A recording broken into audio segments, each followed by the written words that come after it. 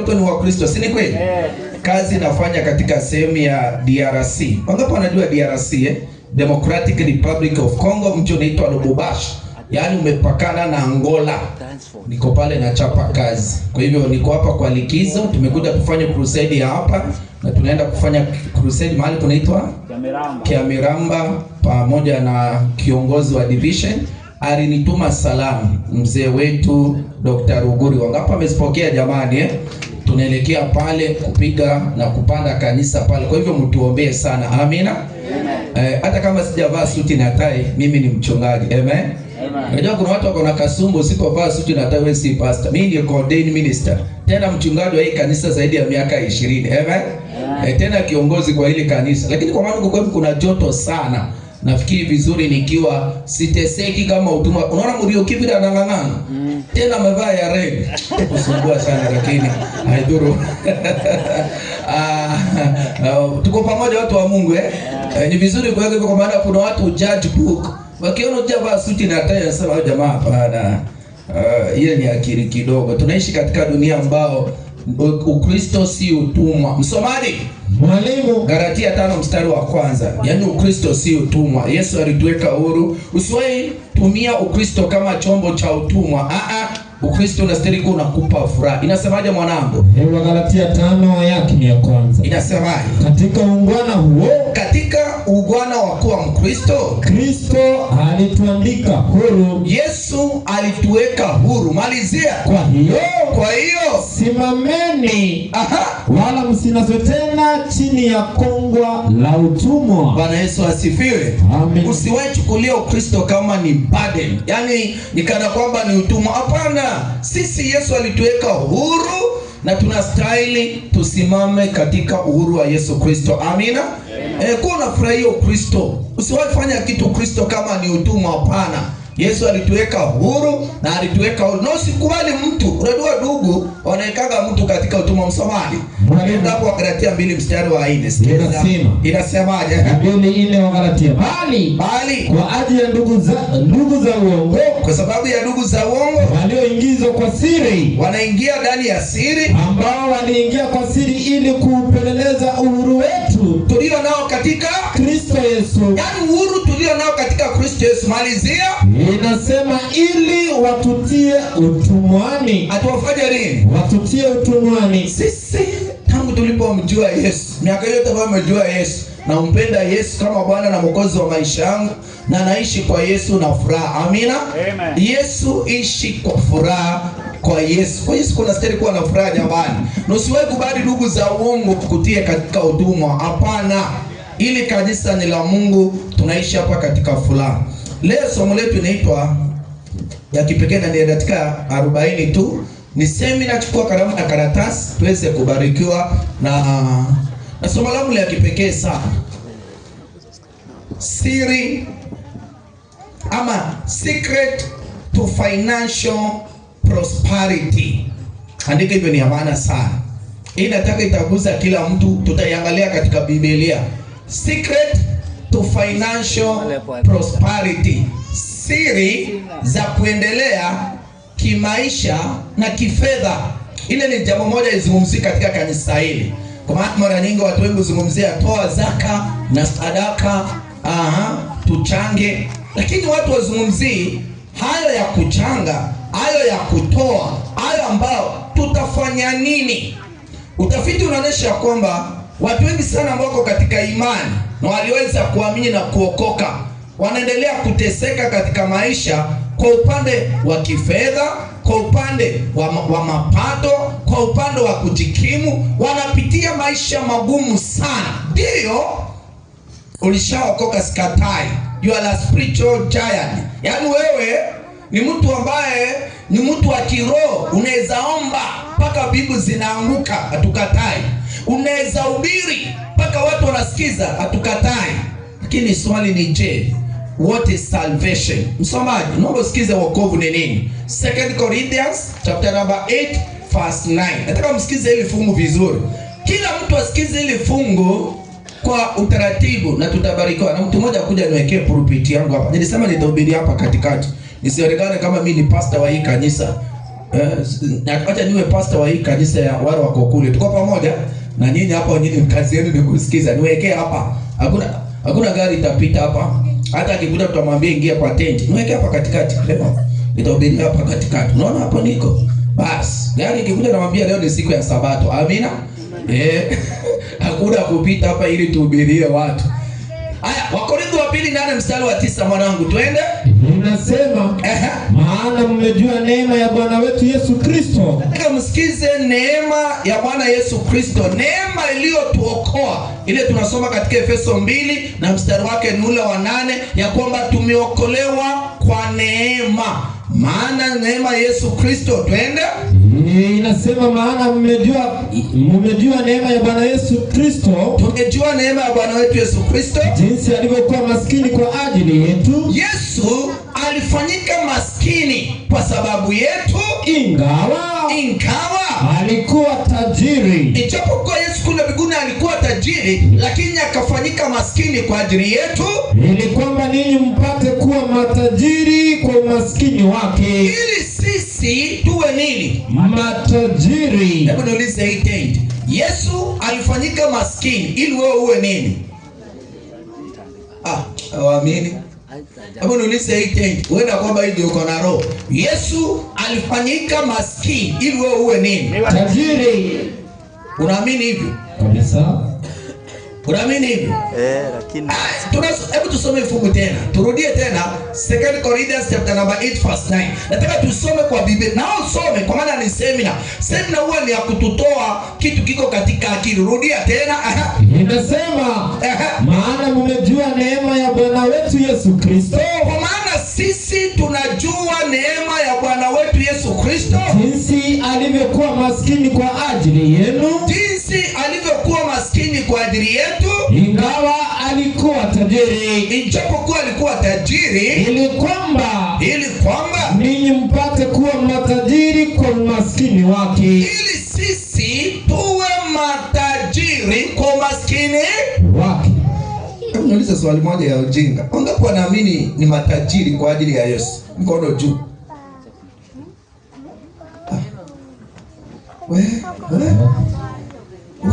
Sawa.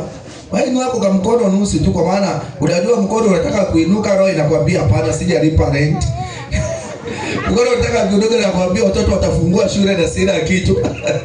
Najua the hand is willing but deep inside your heart inakwambia hapana. Biblia inasema Yesu alifanyika maskini ili wewe na mimi tufanyike nini? Tajiri. Tufanyike nini? Matajiri. Nenda Mhubiri 5 mstari wa 19. Nenda Mhubiri, Ecclesiastes chapter number 5 verse 19. Sikizieni hili ni maana sana. Nimesema kitabu gani? Na nataka mtu aandike. Nimesema kitabu gani? Mhubiri ngapi? Mstari wa ngapi? Changamka mwanangu, inasema tena kwa habari za kila mwanadamu, aliye katika dunia, ambaye Mungu amempa mali na ukwasi. Mungu amempatia mali na ukwasi, akamwezesha kula katika hizo, ili Mungu amwezeshe kula katika hizo, na kuipokea sehemu yake, na kuifurahia amali yake, na kumfurahia mali yake ama amali yake. Sikizeni, Biblia inasema hivi, katika mwanadamu yote katika dunia, Mungu amempatia mali, amempatia ukwasi, amempatia amali, amempatia riziki. Kiingereza inasema God has given us prosperity. Underscore that one. Katika Ecclesiastes chapter number 5 verse 19. Every human being, God is not a respecter of a human being. Yaani Mungu habagui mwanadamu. Romans chapter number 2 verse 11. Mungu ana ubaguzi. Kila mwanadamu katika dunia amempatia prosperity. Ile neno inanibariki. Hiyo bado itaingia. Msomaji, mwalimu, nenda Proverbs chapter number 10 verse 22. Kwanza nicheze na hiyo mafungu kabla sijaingia katika somo la leo kwa uzito. Proverbs chapter number 10 verse 22 inasema baraka ya Bwana hutajirisha. Soma pole. Baraka ya Bwana hutajirisha. Full stop. Wangapi wanaamini wana baraka ya Bwana? Mkono juu. Amen. Rudisha mkono chini. Ayasoma fungu tena. Inasema baraka ya Bwana hutajirisha. Wangapi wameamini baraka ya Bwana walio nayo imewatajirisha? Mkono juu. Ukweli? Napenda vile tuko na imani siku ya leo. Malizia, wala ichangani na nini? Inasema wala hachanganyi huzuni nayo. Wala baraka ya Mungu haina huzuni. The blessings ya Kiingereza inasema, angalia fashion ya Kiingereza. Inasema the blessings of God makes one rich. Hiyo ni ya Kiingereza. Inasema baraka za Mungu, ukiamini Mungu amekubariki, zinakufanya kuwa tajiri. Ni Biblia inasema, si pastor wangu. Bado yeye hajaingia, haija sink. Msomaji, mwalimu, nenda kitabu cha Deuteronomy chapter number 8. Nataka hizo zote zisink, kwa maana zikisink ndio tutakuwa tumeelewana. Go to verse 18. Inasemaje? Deuteronomy chapter number 8 verse 18. Uko pale? Deuteronomy chapter number 8. Verse 18 inasemaje? 8:18. Inasema bali utamkumbuka Bwana Mungu wako. Basi utamkumbuka Bwana Mungu wako, maana ndiye akupaye nguvu za kupata utajiri. Rudia tena. Hii nayo inatia nguvu. Ongeza volume. Inasema bali utamkumbuka Bwana Mungu wako. Utamkumbuka Bwana Mungu wako, maana Mungu ndiye akupaye nguvu za kupata utajiri. Swali, Mungu anatupatia nguvu za kupata nini? Utajiri. Ukweli? Mungu, hebu niulize hii tendi ya watu wa Nairobi. Hata watu wa Tharaka. Hizi ana watu wa Nairobi imeandikwa nawe kila wakati. Watu wa Nairobi, Mungu anawapatia nguvu za kupata nini? Utajiri Okay, ya watu wa Mombasa. Mungu anawapatia nguvu za kupata nini? Ukwasi. Tunaamini hivyo. Tuko on the same page kwamba Mungu nguvu zote bila anaamka asubuhi, anakubariki na nguvu na akili na uweza, anakupa nguvu za kupata nini? Utajiri. Haya, naomba kwanza baada ya kusikiza hiyo fungu zote, Yesu kafanyika maskini ili nasi tuwe matajiri. Ya pili, ya kwamba katika dunia hii Mungu ametupatia kila mwanadamu amali, uweza na nguvu. Tukasoma tena baraka za Mungu zinatajirisha, na ya ile fungu linasema Mungu anatupa nguvu za kuwa matajiri. Now let's think. Leo watu wengi wanaamini you cannot become a Christian na upate mali. The popular preaching ambayo inahubiriwa sana ni kama kuna mafungu katika Matthew 19, Luke chapter number 10 inayosema itakuwa rahisi. Malizieni hii fungu. Matajiri. Tumalizie hii fungu. Itakuwa Rahisi. nani ngamia kufanya nini? Kupita tundu ya sindano. Kuliko tajiri kufanya nini? Kuingia ufalme. Kwa hivyo Wakristo wanaishi wakiamini ukiwa tajiri hakuna kwenda mbinguni. Wangapi wameshasikia hivyo? Hata kuna mahali pengine katika Mathayo 5 inasema heri walio inasemaje? Heri walio maskini wa nini? Kwa maana watarithi nini? Sasa Wakristo wanadhani kuwa maskini ndio standard ya kuingia mbinguni. Nasikia mtu anasema unajua mimi naongopanga kupambana kwa sababu kama ngamia itatoshea kwa tundu la simba, na mimi nitaingiaje mbinguni? Do you think Mungu anafurahia wakati ambapo unakosa chakula, unakosa pesa za shule, unakosa kusaidia kazi ya Mungu, unakosa kujitolea, unakosa kusaidia maskini, mayatima, watu wasio na uweza, unakosa kufanya mambo katika maisha yako kwa watu, unadhani ya kwamba that is the standard? Hebu kwanza tuanzie na watu wa Mungu. Mungu ako na watu watatu anawapenda sana. Kutoka 3 na mstari wake ni wa 6. Sikizeni watu watatu Mungu anawapenda sana. Hawa watu nataka tujifundishe nao ili ni kutoa hapo watu wanakaa. Nimesema kitabu gani msomaji? Kutoka 3 mstari wa ngapi? wa 6. Ukiomba maombi na utaje hao watu watatu, nitakwambia kwa nini huwa tunawataja. Twende. Inasema tena akasema, Mungu akasema, mimi ni Mungu wa baba yako, mimi ni Mungu wa baba yako, Mungu wa Ibrahimu, Mungu wa kwanza, Mungu wa Abrahamu, Mungu wa Isaka, Mungu wa Isaka na Mungu wa Yakobo. na Mungu wa Yakobo. Mungu hakupita pale katika maombi. Hata watu wa kitambo wakiomba walikuwa nasema, mimi ni Mungu wa Ibrahim, Isaka na Yakobo. Swali, nini ambacho unajifundisha kwa Ibrahim? Nini ambacho unajifundisha kwa Isaka? Na nini ambacho unajifundisha kwa Yakobo? Wakristo wa leo wanachukua sehemu ya kiroho. Mimi nataka kuwa na imani ya Ibrahim, natamani kuwa na imani ya Isaka, which is good, na natamani kuwa na imani ya Yakobo, lakini hawataki kujifundisha the other aspect ya Abraham, Isaac na Jacob. Tuanzie na Abraham. Nenda Genesis 13. Sikizeni, nataka nikuonyesha another picture. Hii ya kiroho sitazungumza, kwa maana nikizungumza watu wasema pastor, hii ya kiroho tunajua. Abraham alikuwa mzee wa imani, ndio inahubiriwa kanisani kila wakati. Nataka tuangalie upande wa kimwili. Abraham alikuwa mtu wa aina gani? Kitabu cha Mwanzo 13 mstari wa 2. Msomaji nasema, Inasema naye Abrahamu alikuwa tajiri sana. Rudia tena. Inasema naye Abrahamu alikuwa tajiri sana. Abraham alikuwa tajiri sana. Kwa mifugo, Tajiri wa mifugo, kwa fedha, tajiri wa fedha na kwa dhahabu. na kwa dhahabu. Wangapi tuko pamoja mpaka hapo? Abraham alikuwa ni nini? Tajiri sana. Abraham alikuwa tajiri ama alikuwa tajiri sana? Tajiri sana. Wangapi tuko na imani ya Abraham?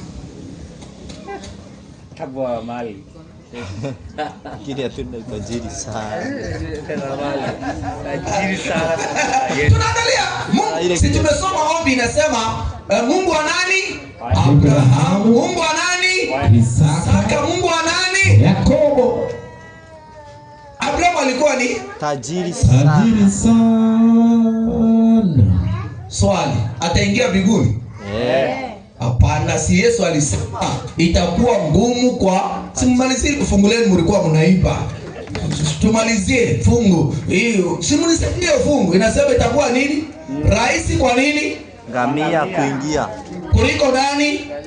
Tajiri. Swali, tajiri sana ataingia? Basi na hiyo fungu ataingia? Lakini ni ngumu. Ataingilia wapi? Kwa kung'ang'ana ni ngumu. Kung'ang'ana ni ngumu. Nasema ni Baba mchungaji, niambie, ataingia? Ataingia aje? Na ni ngumu sana tajiri kuingia katika ufalme wa mbinguni.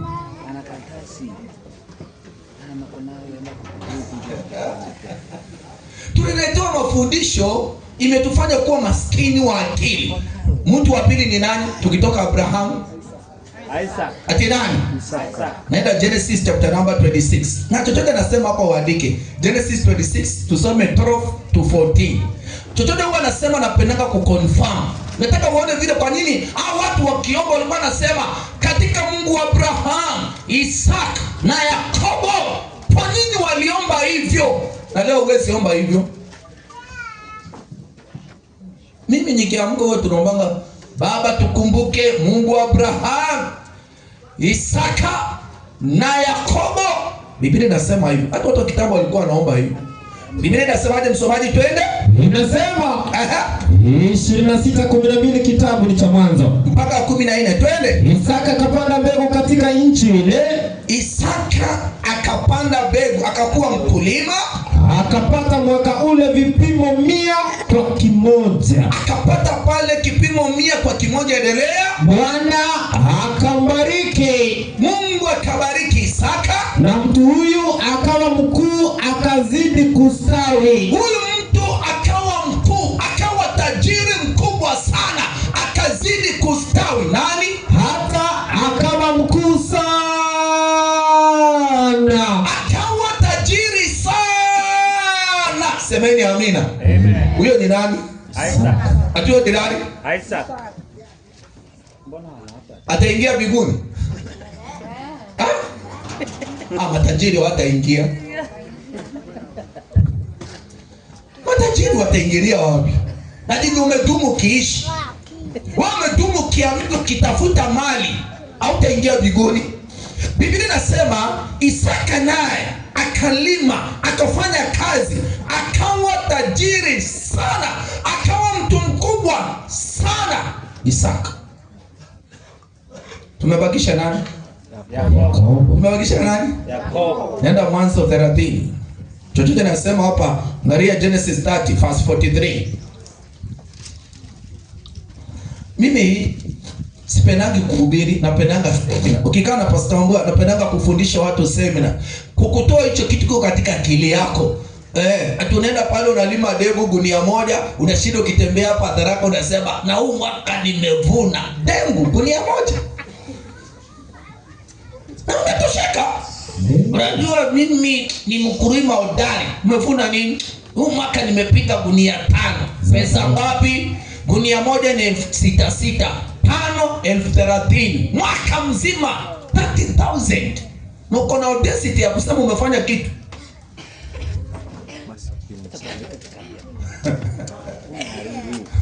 Jamani, tusikae kama Wakamba bwana. Wakamba, unajua mamangu ni Mkamba.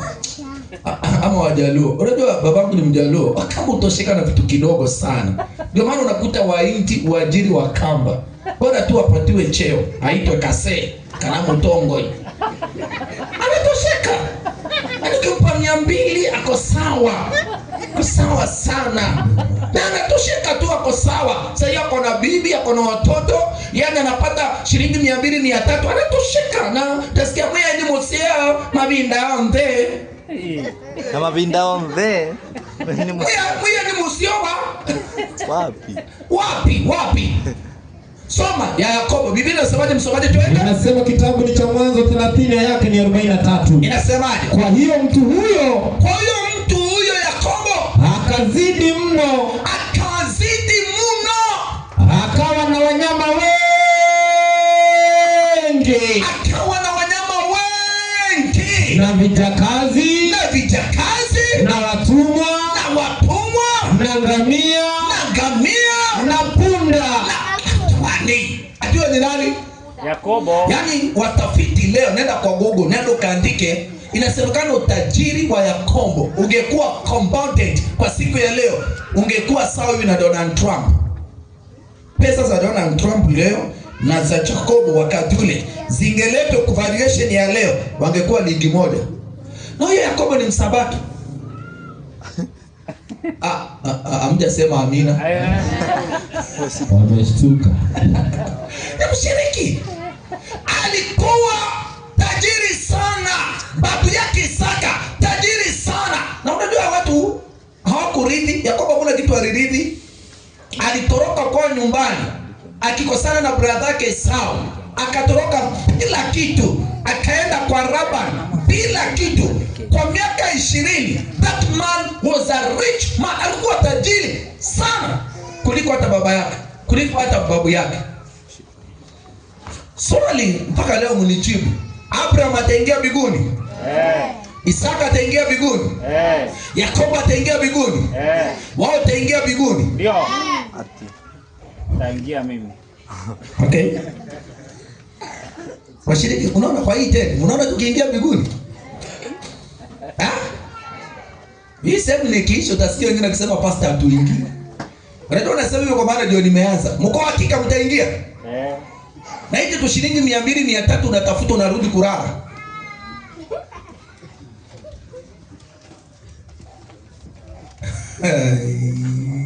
Kwa nini Mungu alibariki wale watu? Kwa sababu ya vitu hivi. Andika. Kwa nini Mungu aliwapatia mali? Kwa nini Mungu alikusudia kuwapatia mali? Jambo la kwanza, kwa sababu ya kazi ya Bwana. Amen. Andika mahali. Kwa sababu ya nini? Kwa sababu ya nini? Kazi ya Bwana. Ndio maana Mungu aliwabariki sana. Hebu nikupatie nikupatie mafungu mawili. Watu wawili walibarikiwa sana kwa sababu ya kazi ya Bwana, ili wafanyie Mungu kazi. Tuanzia na David. Andika First Chronicles, yaani Mambo ya Nyakati wa Kwanza 29 verse 28. Biblia inasema First Chronicles ama Mambo ya Nyakati wa Kwanza 29 na chapter 29 verse 28. Hebu soma. Alibarikiwa ili amjengee Mungu, yaani alipewa mali ili asaidie kazi ya Mungu. Mimi naomba Mungu anipe pesa na mali. I wish ningekuwa tajiri sana kiasi ya kwamba naweza jengea Mungu makanisa, naweza jengea Mungu nyumba kumwabudu, naweza fanyia kazi ya Mungu bila kusukumwa. Those people walitafuta mali ili wafanye. Hebu some nasemaje msomaji? Mambo ya Nyakati wa Kwanza 29 mstari 28. 29:28. Inasema hivi, akafa mwenye umri mwema. Huyu David alikufa akiwa na umri mwema, ameshiba siku. Alikuwa ameshiba siku na mali, alikuwa na mali na heshima, tena alikuwa na heshima. Naye Sulemani mwanawe, na Sulemani mwanawe akamiliki badala yake. Komea pale. Huyu Daudi miaka yake 40. David alikuwa king of Israel miaka 40. Miaka yake 40 alitafuta pesa na mali na dhahabu ili amfanyie Mungu kazi. Pesa yake ilikuwa kufanyia Mungu kazi. Oh, I wish. Sasa wacha niweke statement kubwa sana. Hakuna mtu atakayeingia mbinguni kama akupambana, atafute mali, tena mali nyingi, afanyie Mungu kazi. Amen. Ani maneno magumu sana. Mimi nikienda nikipata shilingi 200 300, pesa zangu nakula na mke wangu. Kazi ya Mungu tutaifanya aje? Watu wa Mungu tusipokuwa na mali, tutatangaza injili aje ya Yesu Kristo? Sikizeni. Nenda kitabu cha Judges. Umesema kitabu gani? Judges 5. Hii fungu iko wapi? 23. Angalia mstari wa 24. If I am not wrong. Hata mimi ni confirm kwa Biblia, kwa maana sengine Biblia huwa ni kitabu kigumu sana. Biblia huwa ni kitabu kigumu sana. Sengine wanakumbuka fungu nikihubiri. Angalia kama inazungumzia mtu anaitwa Meroz. 5:23.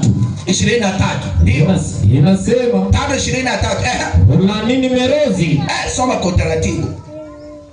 Huyu Merozi alikuwa ni mshiriki. Hakuwa anaweka bidii kutafuta.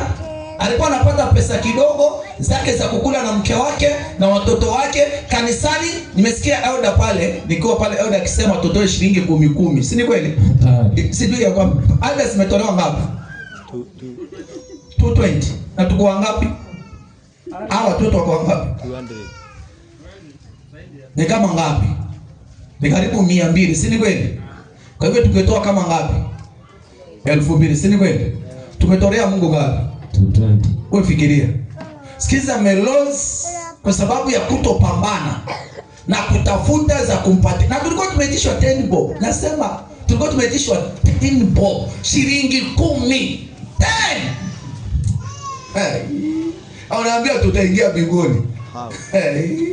Aidha mbinguni utadownload tu kwa Google ama ione view sasa. Mbinguni ni ngumu sana kuingia kama wewe si mpambanaji. Nakwambia ukweli. Sisemi utafute pesa ya kujisifu. Tafuta kwa ajili ya kufanyia Mungu nini? Kazi. Wangapi tuko pamoja jamani? Unanishika jamani? Hili ni point ngumu sana. Mimi silali na tafuta. Sasa tumetoka crusade na huyu mzee anaitwa Mugurusi huyu. Elder Francis, Elder Francis, they came to my place. Ilikuwa ni lini? December. No, January. How many people came? 17. And we had another team from Kenya. The total we are almost like 30. Wakakaa kwangu, nikaweka site 3. How much money did we spend? Over $50,000. Over $5,000. $5,000. Hiyo ni pesa ngapi? Karibu 600, 700. Sikuchanga. Simuulize, sikuitisha kanisa. tulitoa mimi na mke wangu, watu wawili. Tukapiga crusade mahali hakuna kanisa. 1,600 tunatoa kupiga injili ya Yesu. Omba Mungu akupe pesa. Mungu nipe pesa nikufanyie kazi. Yaani si ya kujisifu. Mimi naweza vaa t-shirt. Unaweza ona mimi nimevaa kashati hata tu slippers. Lakini kazi ya Mungu isilani. Wangapi jamani? Kazi ya Mungu ndio kila kitu jamani. Ukitaka baraka, work hard. Hebu sikiza Merozi vile alifanywa. Twende. Inasema Waamuzi 5:23. Inasema ulanini Merozi. Merozi Mungu amlaani. Kwa nini? Alisema malaika wa Bwana. Ni malaika anasema juu ya Merozi. Walanini kwa uchungu wenyeji wake. Alaniwa kwa uchungu wenyeji wa Merozi. Kwa maana sikizeni kwa nini Merozi analaaniwa? hawakuja kumsaidia Bwana wakati wa vita. Hawakuja kumsaidia Mungu. Sikizeni. Yaani huyu mtu analaaniwa kwa sababu hakuna chochote alichangia katika kazi ya Bwana. Hakuna. Basi ujiulize, tumekuwa hapa na mkutano. Si uko hapa unaelekea kuishi. Wewe umechangia nini? Hakuna. Atuongea unaniambia unaingia biguni. Mimi asubuhi Elda ameniambia tunataka tendi hapa. Muriuki, nimesemaje? Chukua microphone. Sisi tunafundishana practical. Nilisemaje? Itafutwe unalipa. Nani atalipa? Wewe. Mshiriki. Ukitaka baraka katika hii maisha, usisukumwe kufanya kazi ya Mungu. Utalaaniwa kama Merozi. Kuwa na furaha kufanyia Mungu kazi kwa kujitolea, lakini si kwa kusukumwa. Wangapi tuko pamoja jamani? Omba Mungu akupe nyingi za kazi yake. Mimi si kiburi niko nacho, mimi maisha yangu yote, pesa yangu yote, Mungu nipe tufanyie Mungu kazi. Amen. Amen. Hatuna hii dunia hii hatuna kingine jamani. Merozi analaaniwa kwa kutofanyia Mungu kazi. Yeye anatosheka tu na pesa kidogo. Sikiza, kuna mwanamke alibarikiwa. Teremka hapo chini. Inasema na barikiwa, atabarikiwa Yaeli kuliko wanawake wote. Huyu mwanamke anaitwa Rahel. Mungu anasema abarikiwe kuliko wanawake wote wa kanisa. Kwa nini? Mkewe Heberi alikuwa mke wake mzee anaitwa Heberi, maana mkeni atabarikiwa kuliko wanawake wote. Imani. Kwa nini? Aliomba maji. Kwa maana Mungu alimuomba maji, naye akampa maziwa. Atakalete nini? Maziwa. Aliomba tu kitu cha chini, maji. Akasema hapana, watumishi siwapelekei maji, nitachukua maziwa niwapelekee. Wangapi tuko pamoja jamaa? Akamletea siagi katika sahani ya heshima. Akalete siagi, chakula cha mimi nilikuwa natarajia tukua hapa nione mshiriki vile mnakuja mnatoa ushuhuda, tumepona, daktari ametukanda, ametufanyia nini. Nione mtu anakuja na kikapu, amebeba siagi, amebeba matunda, maembe. Anasema watumishi wa Bwana, Mungu awabariki. Amen. Kobo.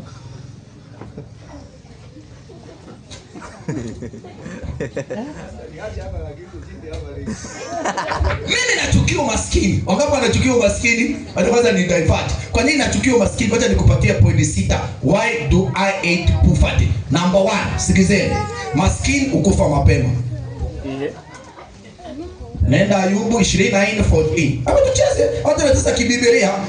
I hate, yani kama kuna kitu mimi nachukia ni umaskini. Yani mtu anajiconfort, unajua pastor hatuna chochote. Unajua sisi tunapambana. Utapambana mpaka kaburini. Unajua maisha wapi? Pambana pia Mungu nipe. Yani Mungu nitawafundisha pointi sahi, pointi ya kipekee. Ukitaka Mungu akubariki, hiyo pointi nailete sahi. Why do I hate poverty? Msomaji? Mwalimu. Kitabu cha Ayubu 24:14. Inasema muuaji huamka asubuhi. Ati nani? Muuaji anaamka lini? Asubuhi. Muuaji, madara. Muuaji, mtu wa kutoa uhai, malaika mtoa hai, malaika anayeua anaamka. Huyo malaika anayeua ni shetani. Yametaka malaika mtoa uhai. Shetani ndiye muuaji. Muuaji huamka asubuhi. Twende kukipambauka. kuwaua maskini. Atanaua kina nani? Maskini. Anaua kina nani? Maskini. Malizia. Na wahitaji. Baki hapo ukijisifu na masikio, unajua tuko sawa. Wapi? You become a good candidate for death. Tunasema aje? Ni ukweli. Unajua mtu anajua ataanza kunitafutia Biblia, Mungu anapenda. Mungu anapenda maskini, lakini anachukia maskini. Wangapi tuko pamoja jamani? Anachukia ukweli. Hata wewe unajua unachukia maskini. Si kweli? Kweli. Hakuna mtu asiyechukia kulala hoi, kukosa nguo, chakula, maisha. Upendi kwanza, wanawake ndio wapendi kabisa. Ukisikia msichana hata kama uko na qualification zote, ndio maana mimi naambianga wahubiri, hata kama unahubiri tafuta pesa. Amen. Amina. Wasichana wakurangi Biblia. Amina. Hawakuli mafungu ya Biblia. Usiwaida gani na mtu real. Hakuna mtu upenda. Na tusisema ati nikupenda unapenda pesa. Hata kama wewe mwanaume ungekuwa msichana haungependa. Hata mimi. Ukweli. Kwa maana maskini ukufa mapema. Nienda katika Proverbs 14, nipe aya yake 20. Sikiza ingine. Why do I hate kufuati? Na iko katika Biblia. Ukisikia nimetaja chochote kiko katika Biblia. Biblia inasemaje msomaji? Inasema maskini. Ati nani? Maskini. Nani? Maskini anafanya nini? Huchukiwa hata na jirani yake. Ati anafanya nini? Huchukiwa hata na jirani yake. Wacha kusema watu wanakuchukia. Hawajapata fungu bado. Malizia. Nimesema Mithali 14 verse 20. Kwanza najua mimi naenda kwa haraka. Mithali 14 verse 20. Twende. Maskini huchukiwa hata na jirani yake. Maskini huchukiwa hata na jirani yake. Bali tajiri ana rafiki wengi. Wacha kusema watu wanakuchukia. Tafuta pesa. Hauna kakitu. Hauna. Wacha kusema kanisani unajua wanipendi. Nini? Hauna pesa. Mkono tupu. Wacha kuwa na roho mbaya kwa watu. Ni mimi niliandika hapo mama. Si ni Biblia? Nikikoki ya Murungwe, nebuku ya Murungu tiko. Si Biblia? Hebu soma Mithali 19, nipe mstari wa 4. 19 verse 4. Inasema utajiri uongeza rafiki wengi. Malizia. Bali maskini hutengwa hata na rafiki zake. Utajiri. Usisema ati walikuwa broke. What are you bringing in their lives? Unajua best yangu amenibroke, amenitoka. Kama simu yako akipiga ni ya kukopa, atakuweka hata. Anajua tu ikilia huyu anataka nimuokolee. Kwa nini asikubroke? Hii ni bitter truth. Hii naongeanga. Unajua wangapi wanasema ni Biblia inasema? Ni mimi ama ni Biblia? Biblia. Ni pastor wangu ama ni Biblia? Biblia. Waongezee Proverbs 19. Nenda hapo mstari wa 7. Inasema ndugu zote wa maskini humchukia. Rudia hapo tena. Rudia tena. Ndugu zote hata kwa familia wa maskini, wa mtu maskini humchukia.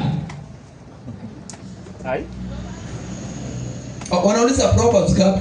Mwambie ni ngapi? 19 verse 7. Wacha mshinda ukilani, unajua watu wa familia wanipendi. Ndugu zangu wamenichukia. Wewe unatoka Nairobi, unakuja na mkate na sukari, na siku ya kurudi unataka wakuuzie kuku na mbuzi urudi. Na mandizi. Utakuchukia. Babako akikupigia simu na lalamika, unajua baba kila wakati ni kuomba. Baba yako haombi. Biblia inasema sisi watoto tusaidie wazazi wetu zaidi sana siku za uzeeni. Wangapi tuko pamoja? Si kuomba, we are not doing them favor. Ukiangalia miaka baba yako na mamako wamekulea, ukiwa mtoto mpaka miaka 20, saa hii amekuomba miaka 2 3 unaanza kulalamika.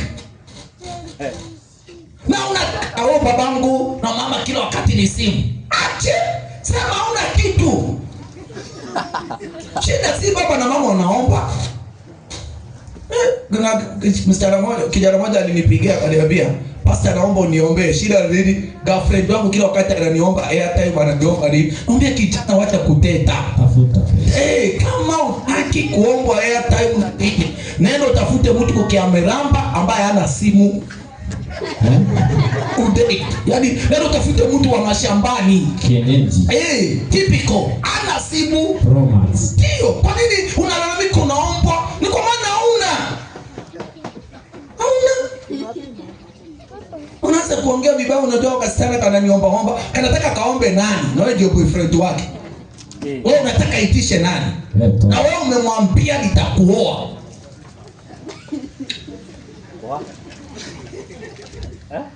Hii ndio statement mimi nakatanga. Ukiniletea hizo statement nasema tafuta. Wazazi tusilalamike ati watoto wetu wanatuomba. It is our responsibility to provide for them. Amen?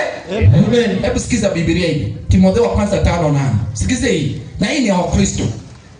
Tunaambiwa to provide kwa familia zetu unconditionally. Tuwapatie mahitaji yao pasipo kulalamika. Biblia inasemaje msomaji? Timotheo wa kwanza 5 aya yake ni 8. Inasema, lakini mtu yeyote asiyetunza walio wake, mtu yeyote asiyetunza walio wake, yani wale wa nyumbani mwake hasa, wale watu wa nyumbani yake hasa, ameikana imani. Huyo mtu hata amekana imani yetu. Tena huyo mtu ni mbaya kuliko mtu asiyeamini. Huyu ni mbaya kuliko shetani. Ni kafiri. Usiende gani? Kama familia yako inakuitisha msaada na unaanza kuteta, Biblia inasema na wewe ni Mkristo, wewe ni mbaya kuliko mtu asiyeamini. Unastahili utoroe ushirika. Baya.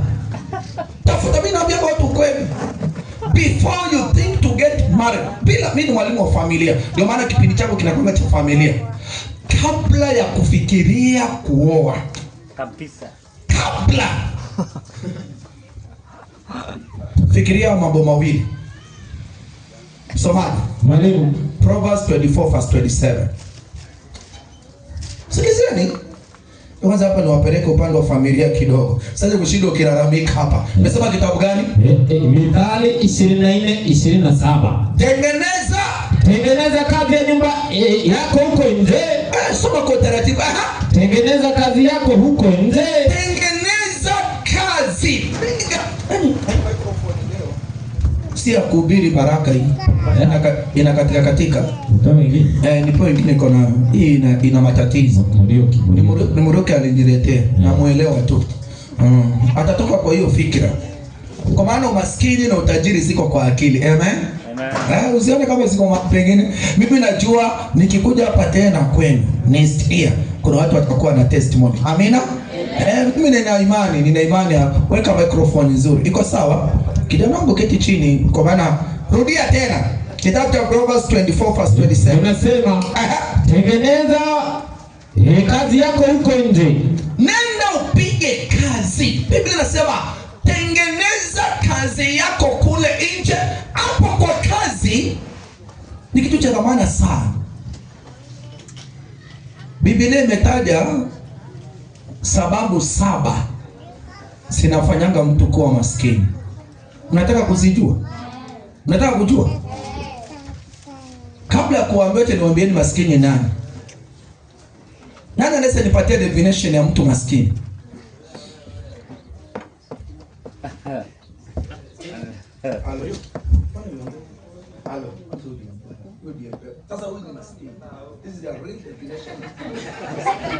Wacha nibaki na mke wa kwanza. Nilikuwa nadhani huyu bibi mpya. Kumbe ni bure tu. Kwanza vile ako na hiyo weusi. Hiyo microphone. Lakini ako na uzuri.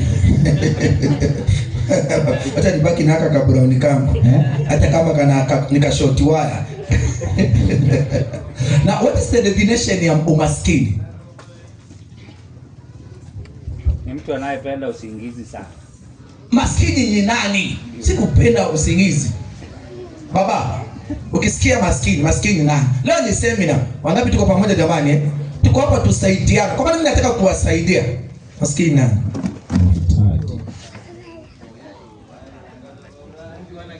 Tana kitu. Unaweza kuwa na kitu na bado ni maskini. Sikiza, maskini ni nani? Asiyetaka kufanya kazi. Mama, maskini nani? Hawezi timiza mahitaji yake. Hivyo ndio tumeona. Maskini nani? Mtu ambaye hapendi kazi ya Mungu. Maskini, definition ya Biblia maskini ni mtu ambaye hawezi support kazi ya Mungu, hawezi support familia yake, na hawezi support wenye mahitaji, wenye njaa na watu wasiokuwa na uwezo. Wakati tuko pamoja jamani. Huyu ndio maskini. Unaweza kuwa una pesa zako na bibi yako, lakini hausaidii kazi ya Mungu, wewe ni maskini. Unaweza kuwa una pesa zako na usaidii. Sikizeni hii fungu hili. Msomaji, akopi msomaji wako wa Biblia. 25 Mathayo. Sikizeni. Na hii huwa ni common sana. 25. Nenda pale 35. Mathayo 25:35. Inasemaje msomaji? Inasema kwa maana nalikuwa na njaa. Yesu anasema kwa sababu nilikuwa na njaa, mkanipa chakula. Mkanipa chakula. Nalikuwa na kiu. Nilikuwa na kiu. Mkaninywesha. Mkaninywesha. Nalikuwa mgeni. Nilikuwa mgeni. Mkanikaribisha. Mkanikaribisha. Nalikuwa uchi. Nilikuwa uchi. Mkanivika. Mkanivika. Nalikuwa mgonjwa. Nilikuwa mgonjwa. Mkaja kunitazama. Kaja kunitazama. Nalikuwa kifungoni. Nilikuwa kifungoni. Mkanijia. Komea pale. Mtu tajiri ni mtu ana uweza wa kwenda kusaidia watu walio prison, walisio na nguo, wasiokuwa na chakula. Yesu anasema utakapofanya hivyo umesaidia nani? Nani? Na hadi alisema wataingia mbinguni. Ukweli ama uongo? Kweli. Hiyo fungu inasemaje? Malizia. Inaendelea kusema soma. Ndipo wenye haki watakapomjibu. Wakisema Bwana. Ni lini tulipokuona una njaa? Ni lini tulikuona ukiwa una njaa? Tukakulisha. Teremka. Au una kiu tukakunywesha. Tena ni lini tulipokuona mgeni tukakukaribisha. Ulikuwa mgeni tukakukaribisha. Au uchi tukakuvika. Ni lini tena tulipokuona mgonjwa au kifungoni tukakujia. Ni lini tulikuona kifungoni tukakujia? Na mfalme atajibu akiwaambia. Ndipo mfalme atajibu na kuambia, amini nawaambia, kadri mlivyomtendea mmoja wapo hao ndugu zangu, walio wadogo, mulinitendea mimi. Wangapi tuko pamoja jamani? Kuingia mbinguni si kwa msabato. Usiwahi. Hata wanadhani tuko maana wewe ni msabato. Hapana, hata Wayahudi ni wasabato. Sio dada. Ukienda, mimi siku moja nilikuwa Israeli. Wote ni wasabato. Israel, Jewish, ni wasabato. Ethiopia kuna Bobo Shanti, kuna 12 tribe of Israel ni wasabato. Ukienda Amerika kuna Church of God ni wasabato. Wako pale katika Amerika, Church of God ni wasabato. Yani ukitembea duniani kuna wasabato wengi. Sabbath is not a qualification ya kuingia mbinguni. Biblia inasema nilikuwa na njaa, niko uchi, nilikuwa kipofu, nilikuwa prison, nilikuwa sina nguo, ukawa na mali, ukakuja kunisaidia. Huyo uliosaidia ni mimi. Yesu atasema karibu nyumbani wanangu. Tafuta hata kama uko nayo zako za familia, unakula unakunywa, watu wangapi unasaidia katika sako yako? Angalia tu familia yenu, brother zako, sister zako, your brothers na sisters, wale mmezaliwa nao. Unaweza kuwa kwamba una chakula kutosha, lakini brother yako hata nguo hana chochote, na unampita tu. Brother yako, sister yako, hata mama yako. Kuna watu wanasubiri mama yao na baba yao kufe ndio siku wanashai. Hiyo ndio siku mtu anasema na saduku tutanunua ya shilingi 30,000 ni mama yetu. Wakati mama alikuwa anakuomba tu chakula, maji, nguo, mamako alikuwa anakuomba, mwanangu nitumie hiki, unashindwa. Mimi nimejionea baraka kwa nyumba yetu. Baraka yangu mkubwa anaitwa Rogers. Mama akiwa hai, Rogers alikuwa tajiri sana. Unajua mtu tajiri, alikuwa na lori 2. Abel anamjua, lori 2, alikuwa na Nissan, chairman wa soko, alikuwa na supply tenda za boga kwa mashule na nini na nini. Lakini siku mama alipogonjeka, Roger alipigwa simu akasema ameshikana. Mamangu akapelekwa hospitali. Alipopelekwa, tulimpeleka hospitali. Wakati huo mimi niko shule, sina kazi, hata sina chochote. Tunapeleka mama hospitali ya General. Pale katika hospitali ya General kukaitatika dawa za shilingi 1700. Nakumbuka vizuri mwaka huo. Roger anapigiwa simu, anasema asubiriwe, atatumana. Tunamwambia mama amezidiwa. Roger ongee chochote. Na hata hakuja hospitali. Mama akarazwa Monday. Tuesday nikaenda nikakopa, mtu akanipa 1000 na sister yangu mwingine akanipa 300 na mwingine akanipa shilingi 400. Tukaenda tukamnunulia dawa. Wednesday mama kaniita, akaniambia niletee maji, niletee Ribena na uniombee. Nikampa hizo vitu zote. Mama nikamuombea, na ifikapo saa 6 mama akafa. Naomba msikize. Brother wangu hakukuja hata hospitali, hata kutuma chochote. Nataka msikize vizuri. Na maneno ya huzuni sana. Siku ya kufa, mama alipokufa, brother wangu alinunua sanduku jeneza ya shilingi 1047. Mtu aliyeshindwa kutoa 1700 anulie mamake dawa, but ana uwezo wa kununua coffin worthy 47,000. Na tukiwa kwa morgue, akafungua ndani ya sanduku. Sijui ni nini alifanya. Akaweka 10,000 ndani ya sanduku. Now think about that. I cried. I felt so bad. Hata kwa maana mimi ndio watano, mimi ndio mdogo. Nilimsomea. Nilibidi nikarete fujo, nikashikwa. Nikamwambia ni brother wako mwesha, sema hapana. This is an apo. Haje.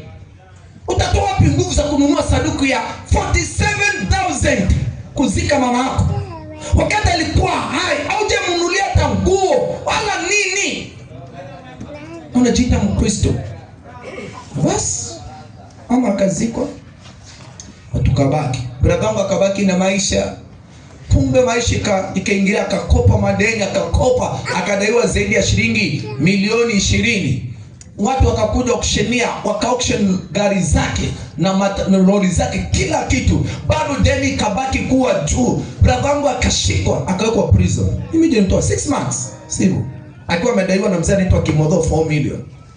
Akaandikwa bankrupt. Brother wangu hata watoto wake sekondari hawakusoma. Mimi ndio niliwasomesha. Katika hii dunia, wazazi wako, babako, mama yako, mtu wa familia, unamwangalia. Nyama tulikuwa tunapeana kisa na Muriuki. Muriuki alikuwa ameketi pale. Sister yangu ametoroka, anadaiwa 92,000. Anajifungia kwa nyumba. Mke wangu anaenda anamuona, ananipigia, ananiambia niko kwa nyumba, kuna watu wananitafuta. Alikopa madeni kwa siri, na namwambia sister, nipe hiyo list. Akanipa ya watu ambao wanamdai 92,000. Na mlipia. In fact nimelipa 90, simabaki 2,000. Nalipia, ni dada yangu. Ni sawa. Ni sawa. Ni blood related. Ni damu yangu. Biblia inasema usipojali watu wa nyumbani, hata kama ni wambaya. Angalia Yusufu. Brother zake walimchukia, wakamtupa, wakamuuza kwa Ishmaeli, wakataka kufe. Lakini walipokuja kule Misri wakiwa na njaa, Biblia inasema mara 3 Joseph akajifungia kwa nyumba yake, akalia sana alipoona brother zake, na akawachukua na akawapeleka Gosheni na akawapatia mahali pazuri na akatunza brother zake, hata kama walimtenda mabaya. Wangapi tuko pamoja jamani? Ndio, mimi sikatai.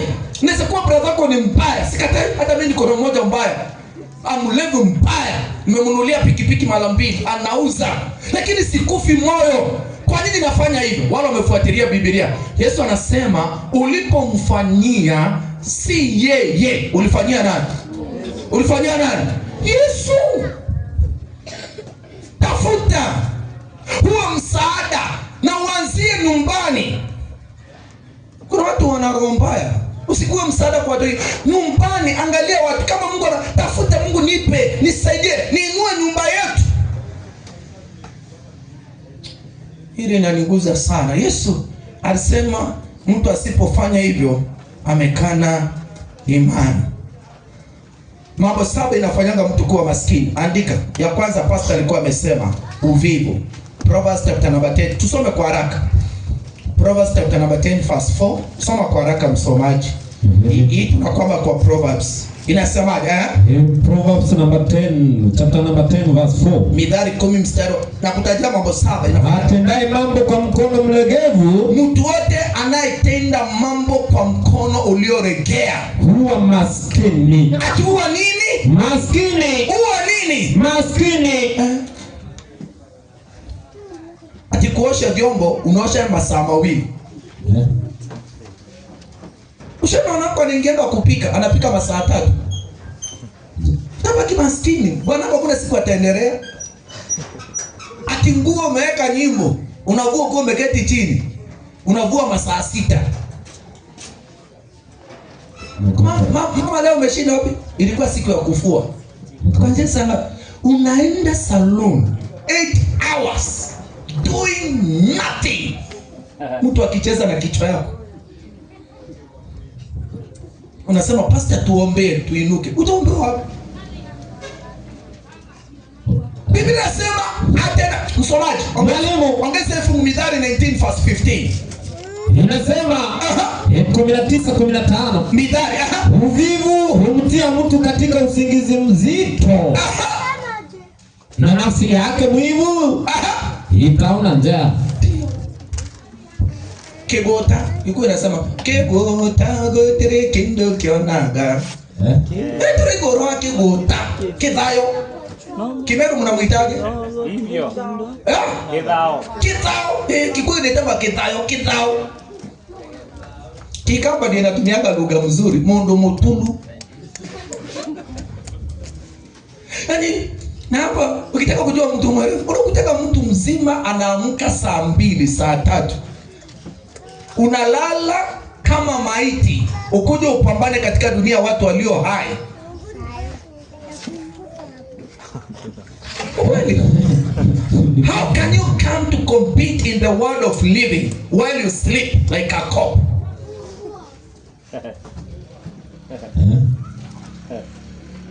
Hakuna.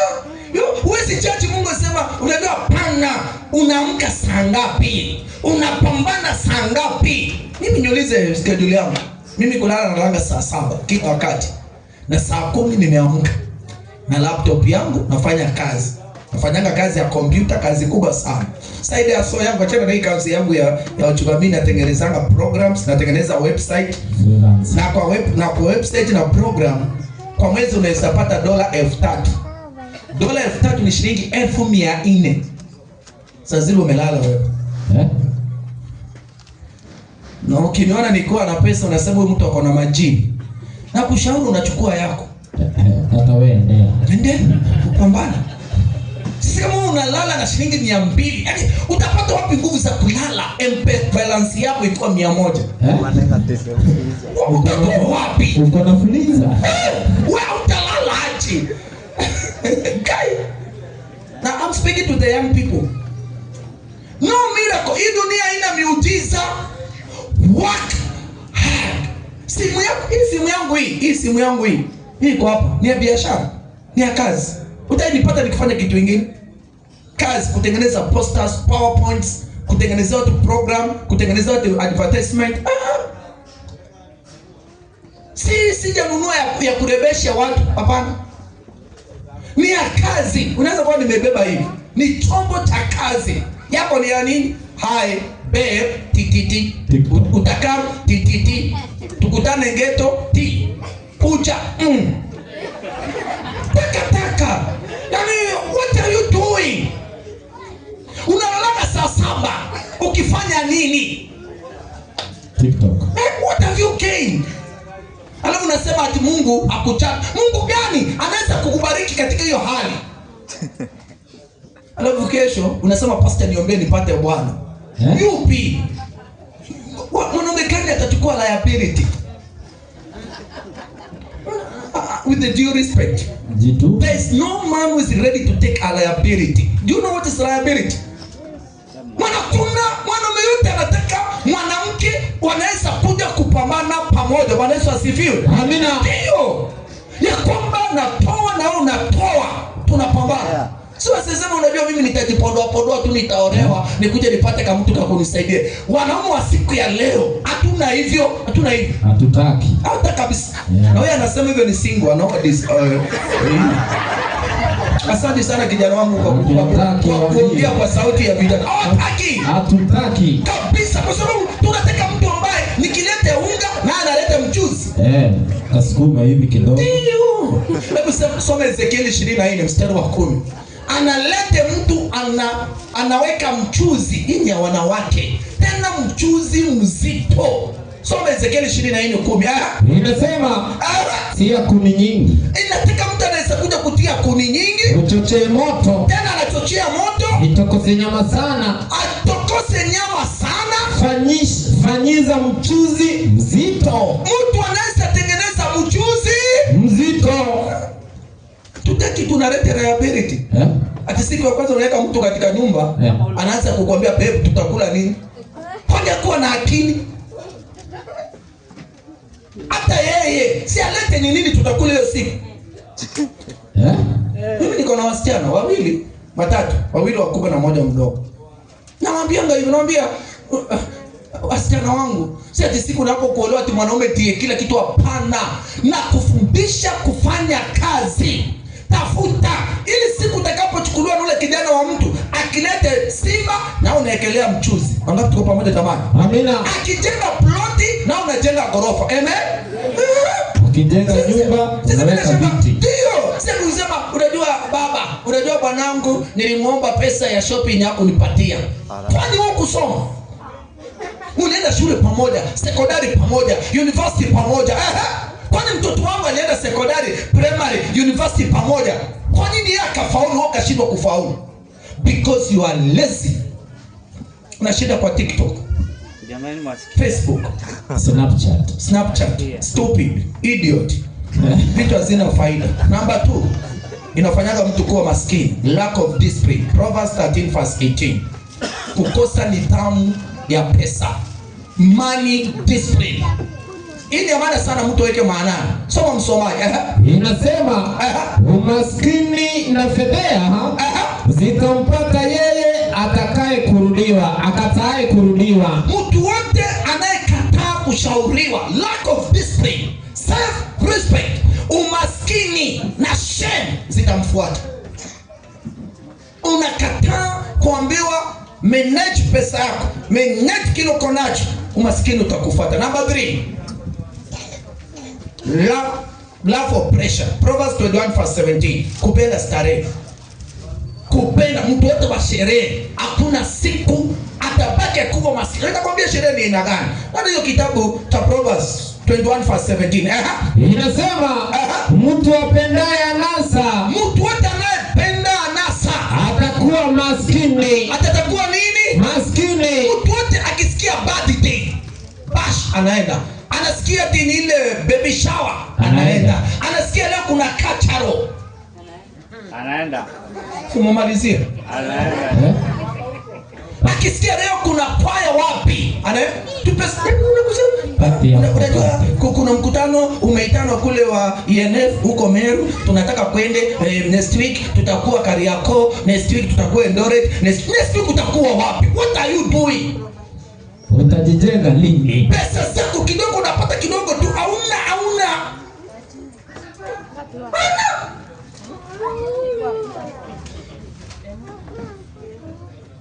Sherehe katoto ni kadogo, unatengeneza birthday 50,000 kufuliza kendo. Happy birthday to you, happy birthday dear Alan. 50,000 zinaenda. Unasema pastor niombe, nitakuombeaje?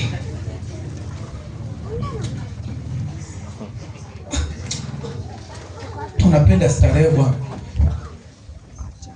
Unapenda simu kubwa ya shilingi 30,000 na una capital ya kazi. Uone hata Mungu na anaweza kasirika kupiga na radi. Na umebeba 30,000 na una capital ya nini?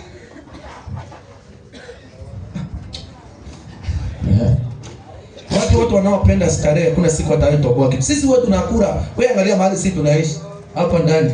Narara hapa ndani tu. Na nina uwezo wa kwenda kukodi hoteli pale. Naweza hata kama ni pesa ngapi. Naweza. Hiyo ni pesa kidogo sana. Lakini nina watoto. Wangapi tuko pamoja jamani? Tena kuna kazi ya Mungu. Unajinyima starehe ili usaidie familia yako, usaidie mtu asio na uweza. Si pesa uko nazo nyingi, unajinyima. Mtu leo hana hiyo sacrifice. Mtu anasikia sherehe yote, WhatsApp group zote za harusi 20 umewekwa. Kila harusi unataka kusimamia. Ulisimamia Kawira, ulisimamia Kananu, ulisimamia Mwenda. Kwani wewe unaolewa? Na kila harusi ni shilingi 10,000, itengenezee nguo na kiatu. Unaweka kando 10,000. Hii nyingine nguo na kiatu unaweka chini. Hii nyingine nguo na kiatu. Zote ukikusanya utakuta ni zaidi ya shilingi 1,100. Na sasa hiyo una kitu. Mungu unamtolea 10 bob. Si ungeanza biashara. Na ungeweka investment.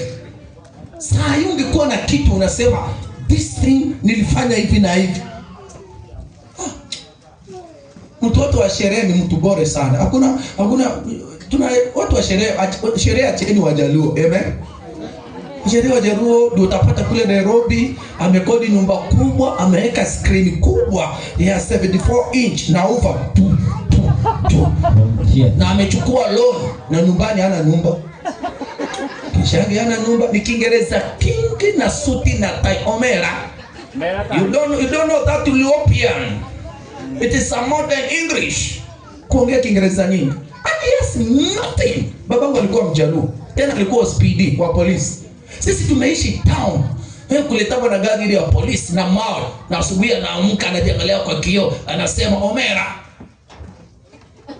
I am the senior sheriff in the town. Na kisha hana nyumba.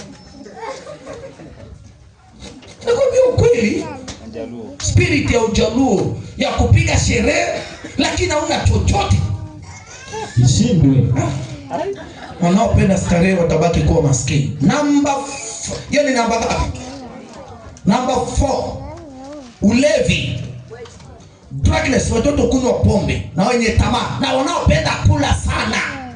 Proverbs 23, nipe 20 to 21. Hapo kwanza hapo tutazungumzia sana. Nenda kitabu cha Proverbs, Mithali 23, nenda 20 mpaka 21 twende. Ninasema nini imetendeka? Mashini zako zimekuwa maskini. Ala. Bwana model inaongea. Nenda chini. Kala kaju.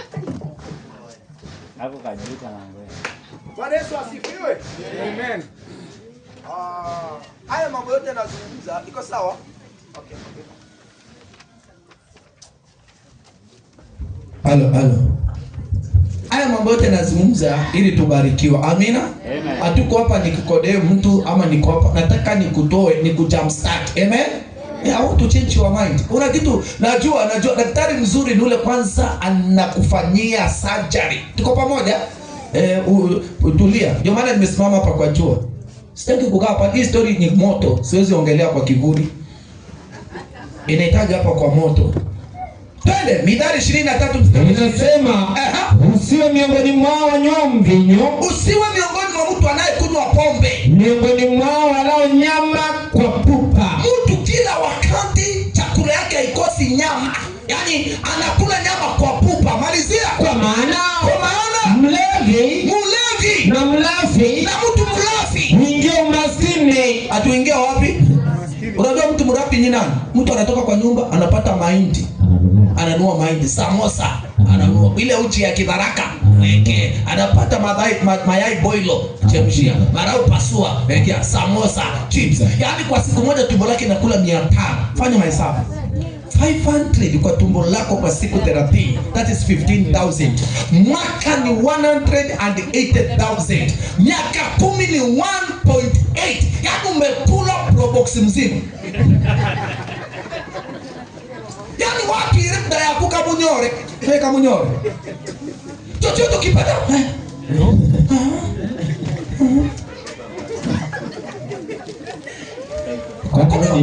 Kuna watu gari zao na ploti zao wamemaliza na hii. Ingia kwa supermarket uone zile vitu na sishibishi. Mtu anaingia katika supermarket ananunua yamu, nondos, stupid, whatever. Sasa tunaweka kwa nyumba. Asishibishi, asisaidie. Asubuhi unaamka mtoto mikate mbili. Mkate moja sasa ni 65, mikate mbili ni 130 pamoja na maziwa na ninawashibi. Sisi kwetu asubuhi tunamkianga kuoni. Watoto wangu ni Wajaluo. Mmoja anaitwa Otis na mwingine anaitwa Moshi. Sisi tunamkia kuoni maduo. Ugari. Tunakamata na greens, na kapilipili. Tunakula tukienda shule. Na tunakulanga 2 meal per day, asubuhi na jioni. Na nakwambia ukweli, na si pesa hatuna.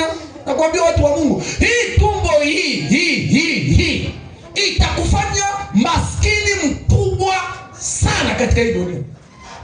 Kwanza mwanaume au mwanamke anayependa kula, unaisha mapema. Consumer utaisha mapema. Unamtuma sokoni na shilingi 1000, anakuambia zile vitu nimeenda katika 1000 nimenunua hii, nikanunua hii, nanunua hii, na utakuwa ule kaelfu yako kameisha. Utabaki maskini. Katika hii dunia, never ever marry a consumer. Hiyo kujeni katika kipindi cha family life. Hiyo ni ngapi? Hiyo ni ngapi? Twende ya 5. Kupuuza. Proverbs 24:30-34. Kupuuza kufanya mambo yako, negligence. Kupuuza, hata history na bado kuna mtu anapuuza. Na hii inazungumzia watoto ambao mmezaliwa. Watoto ambao mmezaliwa, ukisikiza ushauri kama mnapuuza sasa babasi yako na mali, mamako. Hiyo mali babako na mamako wako nayo ni yao, si yako. Kuna mtu hapo anasema anangojea mzee haya kufe nichukue shamba. Utangoja. Nangojea nipo lini? Wapi? Kupuuza, negligence. Kitabu cha Proverbs 24:30-34. Twende. Inasema nalipita karibu na shamba la mvivu. Nilipita katika shamba la mvivu na shamba la mizabibu la mtu asiye na akili. Nikapita katika shamba la mtu asiye na akili. Kumbe lote pia limemea miiba. Ile shamba linamea miiba. Uso wake ulifunikwa kwa viwavi. Teremka. Na ukuta wake wa mawe umebomoka. Twende. Ndipo nilipoangalia na kufikiri sana. Nikafikiri sana.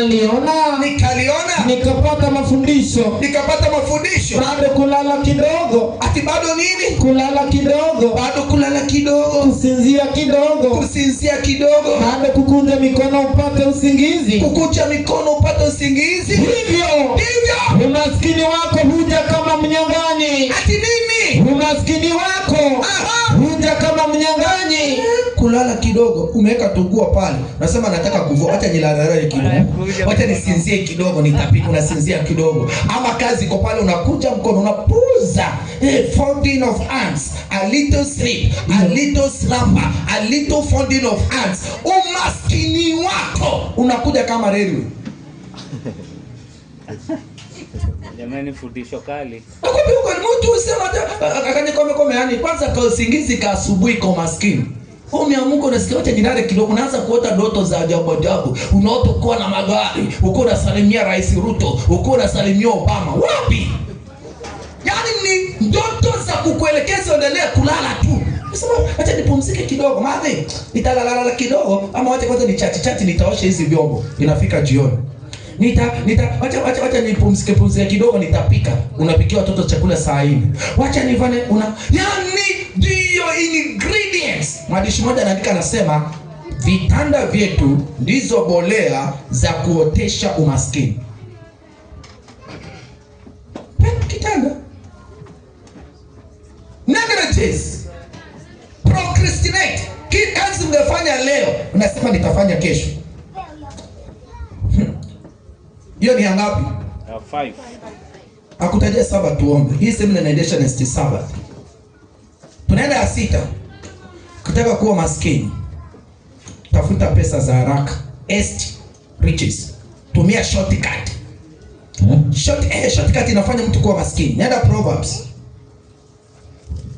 Nenda Proverbs 28. Nipe 20 mpaka 22. Sikizeni, ili ni amana sana. Inasema mtu mwaminifu atakuwa na baraka tele. Mtu mwaminifu kwa Mungu atakuwa na baraka tele. Lakini afanyaye haraka kuwa tajiri, mtu wote ufanya haraka kuwa tajiri, hakosi ataadhibiwa. Hakosi ataadhibiwa. Twende. Kupendelea watu si kwema. Kupendelea watu si kwema. Wala mtu kuasi kwa ajili ya kipande cha mkate. Teremka 22. Inasema mwenye husuda afanya haraka kuwa tajiri. Mwenye husuda ufanya haraka kuwa tajiri. Wala haufikiri uhitaji utakaomjilia. Komea pale. Mtu upenda pesa za haraka. Sporti pesa. Betting. Avieta. Ndege. Una akili gani? Atiwekelea kadege kakiruka. Uko katika nyumba yako, una akili gani? Opticoin. Imefuta watu wengi. Nihitaji? Ama niache? Opticoin. Uliona venye atuwekelea pesa yako zitazaa wapi? Biblia inasema ukitaka kuwa maskini, tafuta shortcut ya pesa. Simu yako, yaani unaona kuna wajinga. Mimi naulizanga watu maswali. Ati unaweza wekelea pesa kwa hii simu utengeneze milioni. Na matajiri wakubwa kama akina Mike Songo, akina Ruto, akina Murkomen, Sudi, wanalima mashamba, wanafunga kuku, wanafanya ukulima. Najua wako na mamilioni. Sasa hao wanasiasa kama hii kitu ni real, so wangechukua mamilioni wanawekelea. Wangapi tuko pamoja jamani? Wao maskini unalala na miogo ya kushemshwa. Ndio unawekelea 1000 yako. Una akili gani? Afieta. Ati wanafanya gani? Do you know my husband is a pilot? A trader, forex trading. Namburusa tutege. Wape ifungu msomaji. Nenda Proverbs. Tena rudi hapo kwa Proverbs. Nipatie 15. 15:27. 15:27. Proverbs inasemaje? Atamanie faida, anayetamani faida ya haraka huifadhaisha nyumba yake mwenyewe. Nyumba yake uteseka sana. Yaani utengisha nyumba yako kwa madini, gambling. Nenda Jeremiah 17:11. Kwa vijana msikizi, hakuna pesa umegawa kwa simu za haraka, uongo. Ati nawekelea sport pesa, betika, sijui avieta, sijui na uongo. Tunasita kwa Kiingereza pyramid schemes. Kuna wakati zilituosha, si ni kweli Auda? Miaka ya kitambo si tulioshwa. Kuna ile zilikuwa zinaitwaje? Desi na nini? Miaka ya 2000 ziliosha wazee sana. Tukapata akili. We are speaking out of experience. Hakuna njia unaweza pata utajiri kwa kuwekelea 1000 izae milioni. Uongo. Mungu hakusema hivyo. Sasa mimi ni mtu wa IT. Hata hujaifanya IT. Mimi ni mtu wa kompyuta. Naweza hack. Mimi naweza ingia kwa kompyuta ni hack.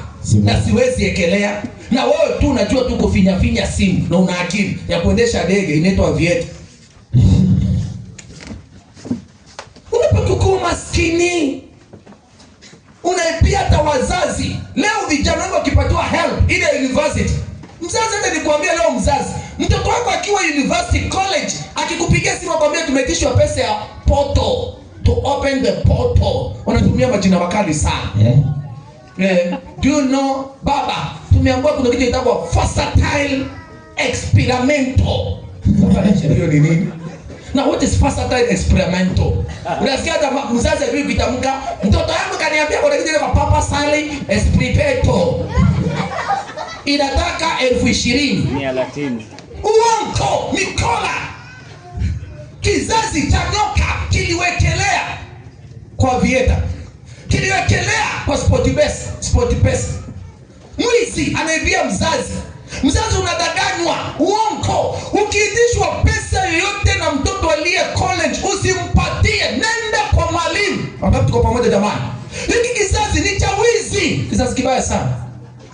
Wanatutumia majina. Juzi nilikuwa na kazini yangu. Kijana wangu alikuwa kazini wangu, sister cousin kijana wako ako Thika Technical Institute. Anamwambia kwamba anataka pesa kufungua poto ili angalie results zake na kufungua ni 10,000. Sasa alikuwa nimemwajiri kazi, mfanyikazi wangu. Ananiambia nimpatie 10,000 ili atumie kijana wake atumie result poto. Na mmewasiwasi. Nikamwambia sister yangu ni kazi. Nipe namba yake. Nikapigia kijana. Kamuza, wewe una akili gani? Poto ya shule inafunguliwa na pesa gani? Mimi nikamwambia nikashare. Nikamwambia acha nikufungulie. Nifungua na simu yangu. Nikampa index nikafungua. Kamuza, bwana report yako ndio hii. Kamuza, ai Angos. Hii ilikuwa story yangu na Maadhi. Story yako na Maadhi ya kuosha mama yako. Muosho international. Soma hiyo Jeremiah 17 yake ni ya 11. Nasema kama ngware akusanyaye makida asiyozaa, kama vile huyu ndege anaitwa kware na kusanya makida asiyozaa, ndivyo alivyo mtu ajipatiaye mali, ndivyo alivyo mtu anayejipatia pesa, wala si kwa haki. Gambling. Biblia inakataa. Inasema katikati ya siku zake zitaachana naye. Hiyo pesa siku moja itakuchomoka. Na mwisho wake atakuwa mpumbavu. Atakuwa nini? Mpumbavu. Leo watu wananyang'anywa pesa na hizo simu. Usiwekelee. Hakuna fanya. Kwa simu unatoa jasho gani? Wakati Biblia inasema tutakula nini? Tutakula nini? Hapo unakula jasho gani?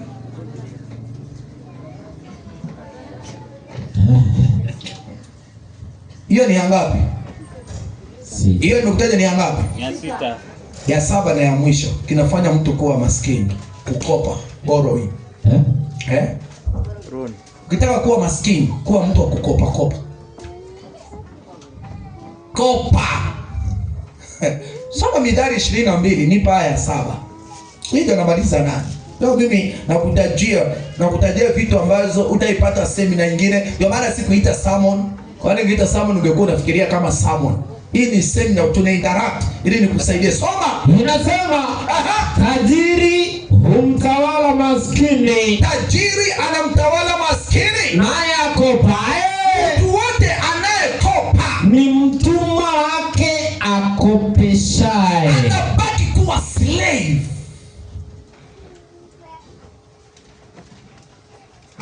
Mtumwa wa madeni. Yaani kuna mtu kopata credit na kuna pesa ya kununua. Mshwari, Fuliza, Hustler Fund, Tala. Hata hujalipa. Na unakopa kila, yaani wewe ni Osama bin Laden. Yaani kila mahali pote ukipita ni madeni. Umekopa kwa kaniti, umekopa kwa maduka, umekopa mama wa soko, umekopa washiriki kanisani, umekopa yaani wewe ni mkopa. Simu ni mkopa. Imagine. Watu simu. Soma 37:21 Zaburi. Shida ya watu wa kukopa walipangi. Ukiingua na hiyo pepa ya kukopa huwezi lipa. Sikiza soma simu inasema soma. Inasema 37:21 Zaburi. Asiye haki hukopa. Rudia tena. Asiye haki. Mtu atabaja ukoka anafanya nini? Hukopa. Malizia. Wala halipi. Atafanya nini? Halipi. Atafanya nini? Halipi. Si hata wewe hujalipa. Ukopa. Huwezi. Pepo ikikuingia kukopa huwezi lipa. Huwezi. Ni pepo kila wakati unasikia kukopa. Yaani ukiona tu pesa ya mtu unasikia tu kukopa. Autoshi ni pepo. Unakopa mpaka tu unajikopa.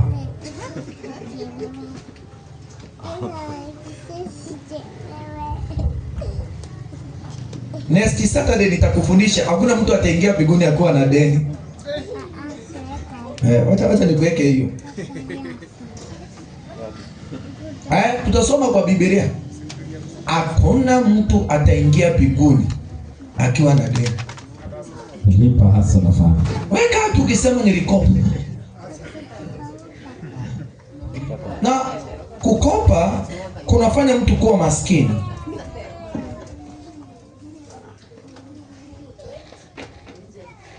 Sana. Epuka kukopa, epuka tamaa na vitu za watu. Epuka kabisa. Epuka. Tosheka na ulicho nacho kidogo. Amen. Tosheka. Chanzo kimoja cha doa kuharibika ni bwana akiingia kwa madeni. Na sisi wanaume tunaingia kwa madeni kwa maana tunataka kufurahisha au viumbe ambao tulipewa na Mungu. Unataka kununua gari na una pesa, unaenda unakopa, unaanza kuilipa kwa shida, kwa madeni, ili uonekane bibi yako unabeba na gari. Unataka kununua sofa set za bei kali, unataka kujenga nyumba mpaka wachawi wafikirie kukuroga na ni adeni. Unataka kuishi maisha ambayo si yako, fake life. Unataka kuishi maisha ya juu, na tunajua mshahara wako. We know very well. Everybody knows your salary. Na hakuna mtu wote ameajiriwa anaani salary anakuwa tajiri. Hakuna. Utajiri unapatikana kwa vitu 3: ukulima, biashara na investment. Salary haiwezi kukufanya. Hakuna ever. Vitabu zote nimesoma, vitabu za Rich Daddy, The Richest Man in Babylon, za Robert Schuller, The Archetypes na nini. All those motivational books zinadhihirisha you cannot become rich, neither wealth, through salary. Salary inakupeanga just capital. Next Saturday, leo tumezungumzia umaskini. Next Saturday nitakupatia 7 fundamental principles of how to grow wealth. Wakati tuko pamoja jamani. Nakuja marafiki, tutazungumza sana. Mimi nataka tuzungumze real. Ndio mshinda hapo kwamba ati ombewa, pokea, hiyo ni utapeli. Hakuna utajiri kuja kwa ombewa, pokea, receive. Hiyo ni wizi. Ni pragmatic, practical.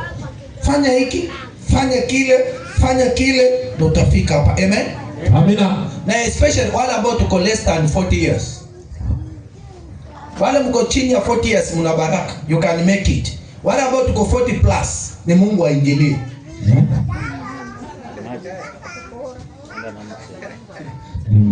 Mimi sikufunji moyo. I'm telling you the truth.